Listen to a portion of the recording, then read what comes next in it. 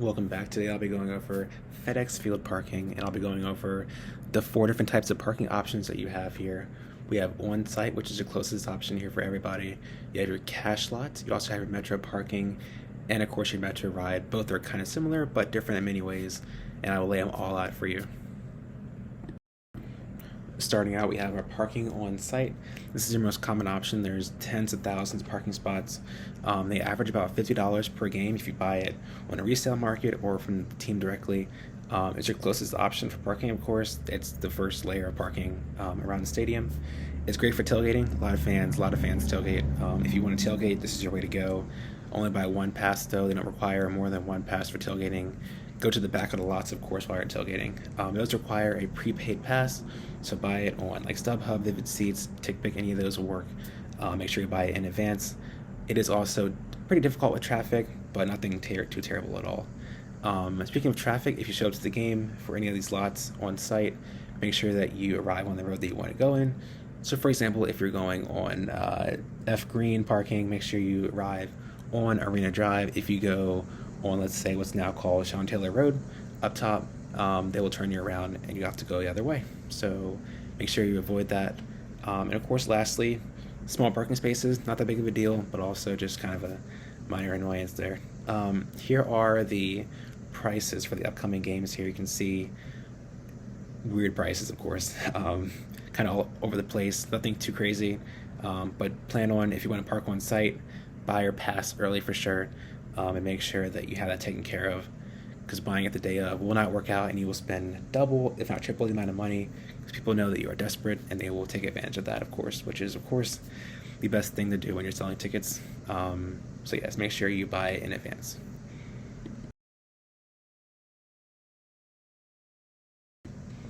Your next option are the cash lots. These are kind of a common one for people who did not buy a parking pass or don't want to go in the metro. It's about half a mile from the stadium. They varied a lot. Just on average, they're kind of they're before a metro station, but they're not as close as like the regular on-site parking.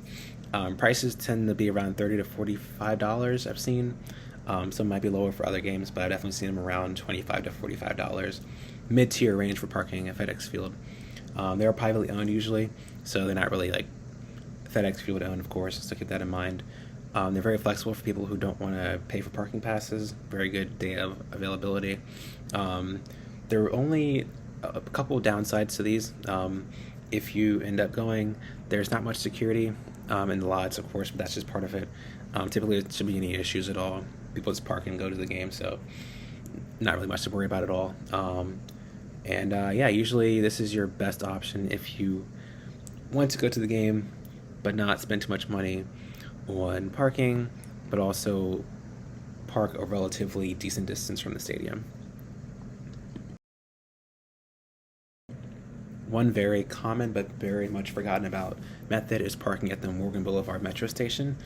This is a very good option, my personal best choice.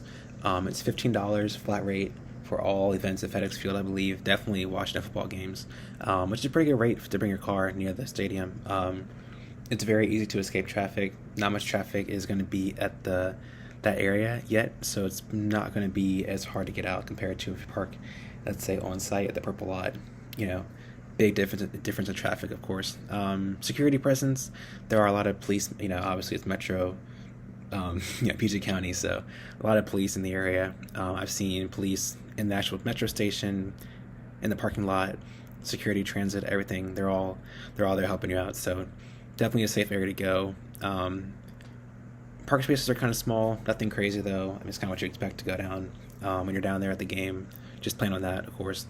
The walk is 1.1 miles away because you have to go through the parking lot, and also you have to go through the metro part and then along the sidewalk to the actual sidewalk to walk down to the game. Keep that in mind. Quite the walk, but it's a very good option if you just want to show up and the day of park in the metro station. Usually there's plenty of availability the day of, so definitely keep that in mind. And yeah. Another very common method is taking the metro. This is a very, very popular method. Typically it's about $2 to $6 per person, nothing crazy at all. Really ideal for people who are single or with like a couple, huge recommendation. Lots of fans will be with you, so it's pretty safe relatively for DC. Um, Rides can be kind of long. I'll show you that here on the map here. Um, it's a mile walk. It's a mile walk from the actual stadium. Nothing too crazy, about 20 minutes at most. Like I said, a lot of people with you, shouldn't be any issue at all. And it might close before the evening games, and this has been an issue. They might actually sometimes keep it open on purpose to help you guys get home. So here's a map, just an idea here.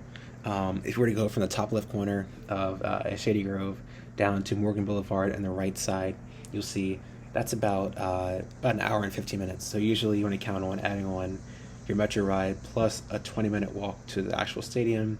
So please plan accordingly.